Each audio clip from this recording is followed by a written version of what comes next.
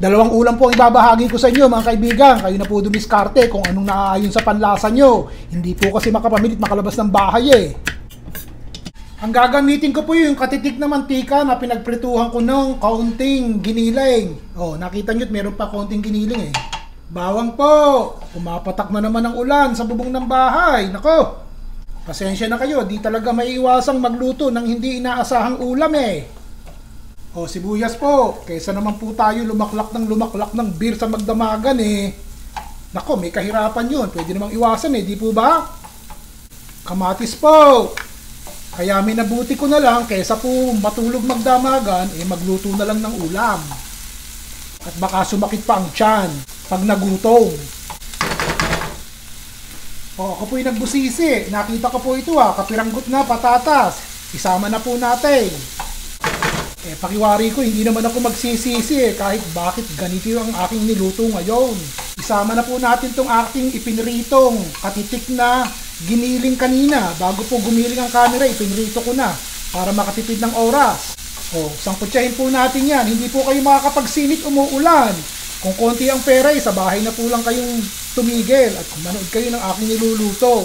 Sandali, papakita ko sa inyo isang niluto ha. Diyan muna kayo. Ito po'y 3 piraso ng maliliit na hiwa ng salmon na akin na pong pinasingawan at nilagyan ko ng konting herbs tsaka asin at paminta. Tuna po ang gamitin nyo kung wala po kayong ganong isda. Katitik na patatas na natira sa apritada, luto na po yan. Ganon din po ang siling berde. Kinchay para magkalasa-lasa ng konti at may kulay. Maliit na kahon ng pasas, nakuha ko po sa istante, ilagay na po natin. Lahukan nyo ng maraming toge. Katulad po ng ginawa ko, tinadtad ko po yung toge para po maraming makakain. Di ba ang toge mura-mura ng kaunti? O yan. Itlog. 2 lang po itlog ko eh. 1 kutsarang shrimp flavor po, powder ang ilalagay ko para malasa. Hindi kinakailangan.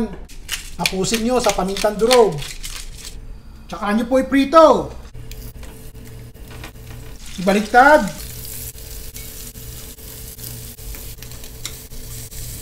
O din nakapuho tayo ng isang ulam. Ketchup lang katapat niyan. O, nakita niyo po ba yon? Nasarapan po ba kayo? O, ito naman. Lagyan po natin ng sabaw. 4 na tasa po ng tubig. Lagyan po natin ng konting oyster sauce. O, yun. O, talagang ganyan. Lahat susubukan kapag umuulan at hindi makalabas. Kung ubos na po yung beer at wala na rin pulutan, eh magluto na lang. Konting toyo, hindi po tayo pwedeng tatamad-tamad kahit umuulan.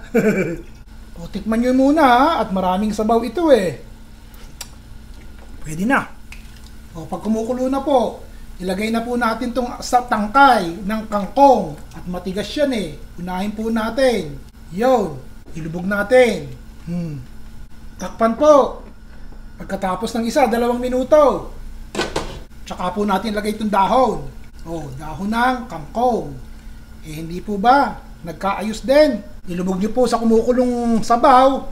Patayin nyo yung apoy. Takpan. Oh, malasa na rin po yan. Simpleng-simple eh. Basta may sabaw. Mura lang ang lahok eh. Yun namang giniling eh. Halos hindi mo na mapapansin. Dahil sa dami ng sabaw na aking inilagay. Basta makaraos. Hindi man nakalabas ng bahay. Dahil umuulan, hindi naman sasakit ang tiyan. Dahil itong ulam, na ganire, nagawa ng paraan. O kayo na po mamili. Gusto nyo ba ire? Partneran nyo ni Re. Parehong masarap yan at simple. Ayos? O, 2 klase yan kapag ka medyo kapos ang budget yung nauna. Yung pangalawa naman kung pwede nating lahukan ng iba't meron tayong panggasos itodo po natin. Kahit pa wardi-wardi basta ang mahalaga mainit, maraming sabaw at malasa. Ayos? Hanggang sa susunod po muli.